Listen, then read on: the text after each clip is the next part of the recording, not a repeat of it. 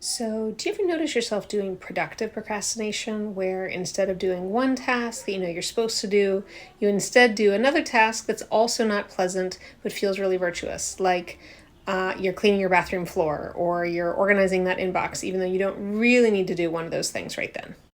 Welcome to the Procrastination Unchallenge, where each day I give you a little mini experiment to try to shift your dynamics with procrastination. I'm Dr. Rebecca Block, neuroaffirming executive function coach, author, and researcher.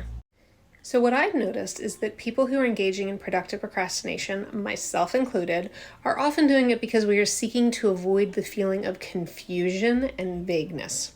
So when there's a task that we are stressed out about because we actually aren't completely sure everything that needs to get done in order to finish that task, but we are still wanting to accomplish something, we kick into productive procrastination. This is different than when we procrastinate out of boredom. We're trying to avoid something being boring, and so instead we do something that's not boring, or when we're procrastinating out of overwhelm, where we're dodging something because it feels so incredibly overwhelming, we're more likely to freeze. When we are procrastinating by instead doing another task, chances are it might be that the task you're avoiding is one that you don't have really clearly defined as to exactly what it is that you need to get done. So for today's mini experiment, if you have a task that you suspect you might be procrastinating on because you're trying to avoid that stress of feeling confused or uncertain, here's something you can try to see if it reduces that feeling of uncertainty and allows you to get started. Sit down with whatever the task is that you're contemplating and ask yourself the question, what does good enough look like by when? Get really concrete and specific in this. So if, for example, it's a project that has been assigned at your workplace, there's a whole bunch of details and documents, you had a whole conversation with your manager maybe, or a whole conversation with the team, and it just feels like it's a really huge project, and yet you notice you keep pushing it off in favor of doing something else. It may be that it's overwhelming, but it more likely is that you actually aren't totally clear on what it is you need to do next. And asking yourself what does good enough look like by when points out where there may be points of uncertainty, questions you need to ask your colleagues, your manager, research you need to do to find out the answer on how to do something, and you just aren't allowing yourself to realize that, and instead you're procrastinating.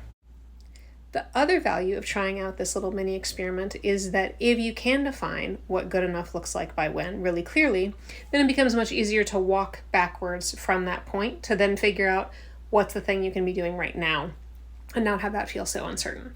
So if good enough looks like this deck is done to this level by 2 weeks from now, then what needs to be true 1 week from now, and what needs to be true 3 days from now, and therefore what needs to be true today, right? Maybe the only thing that needs to be true today is that you need to put the time blocks into your calendar for when you are going to do the research for that deck, put in the images for that deck, gather the content for that deck, actually organize the deck, right? Anything like that.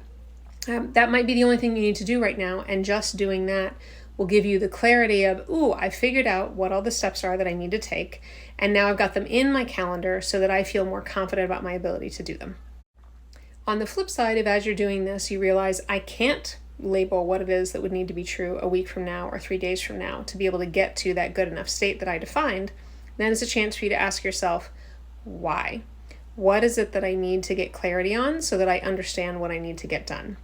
And who is it that I need to talk to, or what other resource do I need to go to, right? Do I need to find a comparable material from a previous time? What is it that I need to look at that will allow me to answer those questions that I still have?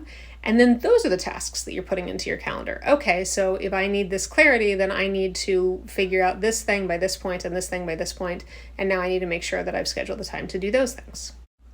So to sum it up, if avoiding confusion is something that's triggering procrastination for you in some area, ask yourself, what does good enough look like by when?